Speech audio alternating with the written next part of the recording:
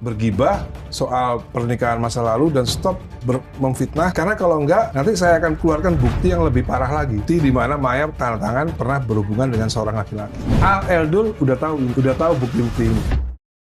Netizen semakin memanas dan geram atas perilaku Ahmad Dhani. Ahmad Dhani, musisi kontroversial sekaligus anggota DPR RI dari fraksi Gerindra, kembali jadi sorotan. Bukan karena kinerja politiknya, melainkan karena drama yang tak kunjung usai dengan mantan istrinya Maya Estianty. Perseteruan masa lalu kembali mencuat ke publik, membuat netizen geram dan mulai mempertanyakan, apakah Ahmad Dhani benar-benar pantas duduk di kursi DPR? Semua bermula dari pernyataan Ahmad Dhani yang kembali mengungkit masa lalu. Dalam sebuah wawancara yang viral di media sosial, Dhani menyebut bahwa dulu Maya Estianty pernah menjalin hubungan dengan pria lain saat mereka masih menikah. Kalimat ini seketika memicu amarah publik. Ya, dulu Maya itu ya nggak sepenuhnya setia juga. Ada pria lain lah, saya tahu itu, ucap Ahmad Dhani.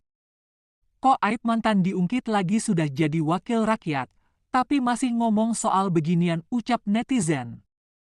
Netizen merasa sebagai wakil rakyat Ahmad Dhani tidak seharusnya bicara seenaknya tentang urusan rumah tangga yang sudah lama berlalu, apalagi disampaikan ke publik. Tak tinggal diam, Maya Estianty akhirnya buka suara. Lewat podcast dan media sosial, Maya membantah tuduhan Ahmad Dhani dan malah balik menuduh Dhani sebagai sosok yang dulu berselingkuh. Saya diam selama ini bukan karena saya salah, tapi saya tahu apa yang saya alami dulu.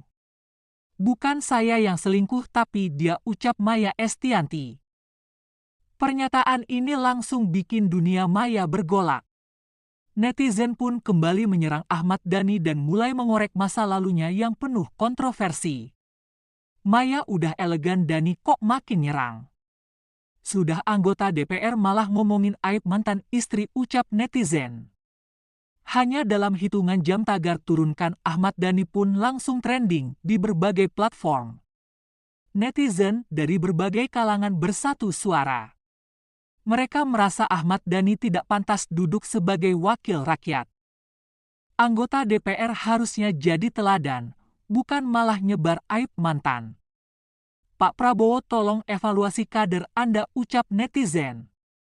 Sebagian bahkan mulai membuat petisi online untuk mendesak Partai Gerindra mencabut dukungan terhadap Ahmad Dhani sebagai anggota DPR. Saya pilih dia karena saya kira dia akan serius kerja. Tapi sekarang malah sibuk drama, ucap netizen. Partai Gerindra belum memberikan pernyataan resmi soal kontroversi ini. Namun seorang pengamat politik menyebut bahwa sikap Ahmad Dhani sangat berisiko merusak citra partai. Politisi harusnya menjaga ucapannya. Apalagi kalau sudah menyangkut ranah pribadi yang tidak ada kaitannya dengan kerja legislatif. Perseteruan Dhani dan Maya sudah berlangsung sejak lebih dari 12 tahun lalu. Keduanya menikah pada 1996 namun berpisah dengan cukup panas pada 2008. Saat itu isu perselingkuhan memang sudah jadi pembicaraan publik. Maya menuding Dhani menjalin hubungan dengan Mulan Jamila, yang kini jadi istri sah Ahmad Dhani. Sejak itu hubungan Dhani dan Maya dingin dan penuh konflik. Namun setelah keduanya sama-sama membangun karir baru, publik berharap keduanya sudah damai. Sayangnya dengan pernyataan-pernyataan baru, luka lama justru kembali terbuka. Sebagai anggota DPR, Ahmad Dhani punya tanggung jawab. Bukan hanya menjalankan fungsi legislasi tapi juga menjadi contoh dalam kehidupan publik.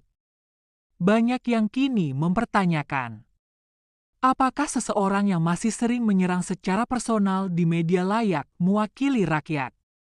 Kalau urusannya personal, jangan diumbar.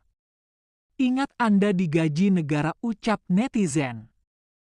Hingga kini Mahkamah Kehormatan Dewan (MKD) belum mengambil tindakan. Tapi desakan dari publik semakin besar. Kita butuh anggota DPR yang beretika, bukan yang hobi membuka aib mantan, ucap aktivisi. Jabatan publik bukan sekadar status.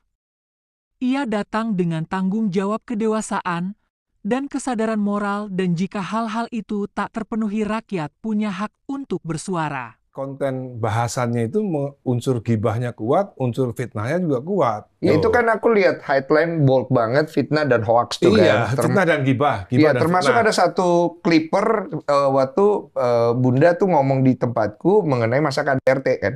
Itu kamu tulis hoax kan. Iya, bukan hoax, fitnah dong. Fitnah itu. Iya Berarti dong. tidak ada itu. Tidak ada, karena kan aku di tayangan berikutnya kan aku tayangin yang Mulus ngomong itu. SP3. Oke. Nah, kan kalau orang udah tahu SP3 pasti paham gitu. Jadi Oke. kadang-kadang gini, kita berbicara itu kan masyarakat kan nggak semuanya berpendidikan, juga nggak semuanya berpendidikan tinggi. Ada masyarakat juga yang tidak semuanya objektif, ada yang subjektif. Jadi untuk menghindari itu seharusnya harusnya nggak usah dibahas.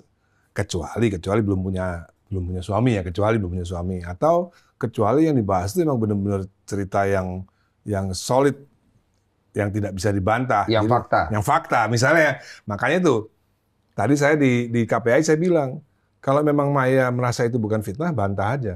Iya, tadi aku dengar sih. Ya kan? Kalau memang itu bukan fitnah, bantah aja. Kalau diem aja berarti itu fitnah. Iya kan? Ya nggak tahu, belum Iya dibantah, soalnya belum dibantah. Iya, belum dibantah. Belum dibantah. Ya, makanya kalau harus dibantah. Nah, kalau memang dibantah itu bukan fitnah, buktikan dong. Ya kan? Kalau KDRT, soal KDRT itu terbukti fitnah udah, karena udah ada surat dari polisi. SP3. Apa singkatannya, John? Ayo ingat, masih ingat nggak? Ayo.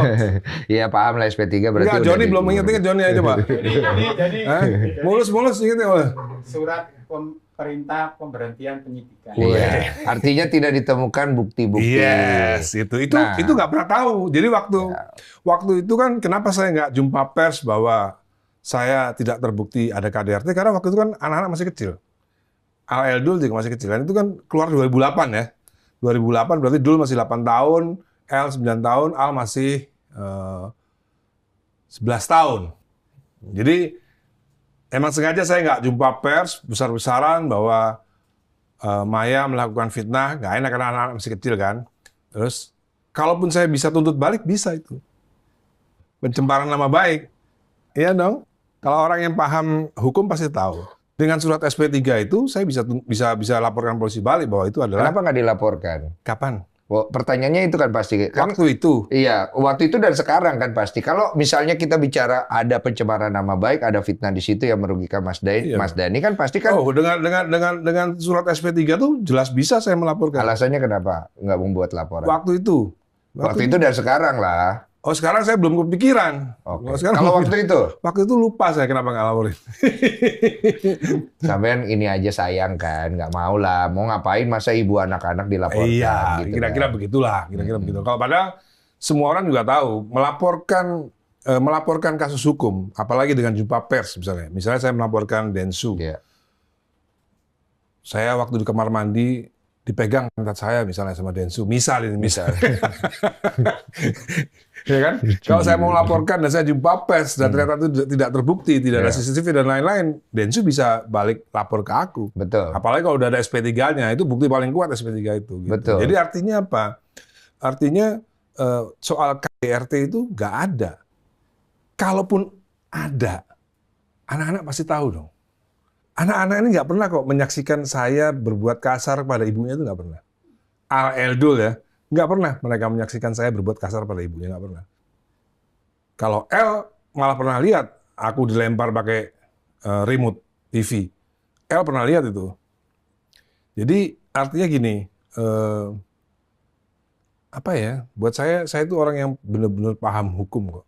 Tahu gitu bahwa KDRT itu ya pasti berbahaya gitu kan. Itu mengandung pelanggaran hukum. Gitu. Jadi selama ini saya itu termasuk warga negara yang baik yang nggak pernah melanggar hukum gitu. Kalaupun kemarin masuk penjara karena urusan politik, ya kan? Urusan politik itu politik liur nih. Baru mau saya sentil. 100% itu politik. Iya, gitu baik, kan? baik, Gitu. baik. Saya ikut kalau gitu. Cuma kan ada yang tidak terjawab. Kalau KDRT tadi kan terjawab. Cuma ini nggak apa-apa nih gue tanya ya. Sekalian nih, mumpung kesempatannya ada. Tapi kalau mau dijawab juga nggak apa-apa. Kalau masalah yang menjadi isu yang paling besar di antara semua ini kan masalah perselingkuhan. Ya itu juga nggak ada buktinya. Nggak ada buktinya itu. Coba buktiin aja kalau emang iya. Kan masalahnya kan masyarakat kita tuh kan mudah banget percaya sama omongan-omongan idolanya, gitu ya. Misalnya mobil SMK sudah terjual 6.000 unit misalnya. Sampai sekarang masih banyak yang percaya. Terus ada 11 triliun di luar negeri yang akan banyak deh pokoknya, dan orang masih banyak yang percaya gitu ya. Dan memang ya itu kondisi masyarakat kita memang begitu. Jadi kalau idolanya udah ngomong seolah-olah itu udah pasti benar. Padahal kalau dibuktikan ya nggak ada gitu loh. Saya menceraikan Mulan itu, saya menceraikan Maya itu Desember 2006. Saya menikah dengan Mulan 2009. Cukup ada jarak yang jauh gitu ya. Maksudnya 3 tahun. Iya cukup, ya hampir 3 tahun lah gitu. Artinya saya menikah 2009 di rumah saya waktu Al Eldul sunatan, Mas. Jadi artinya ini sebenarnya kenapa kok harus digembar-gemborkan bahwa itu isu perselingkuhan, dan nggak cuma sekali di podcast ngomongin soal itu gitu loh. Kayak nggak berhenti. Drama ini seolah tak berujung, tapi publik kini mulai menilai layakkah seorang wakil rakyat bersikap seperti ini. Tulis pendapatmu di kolom komentar.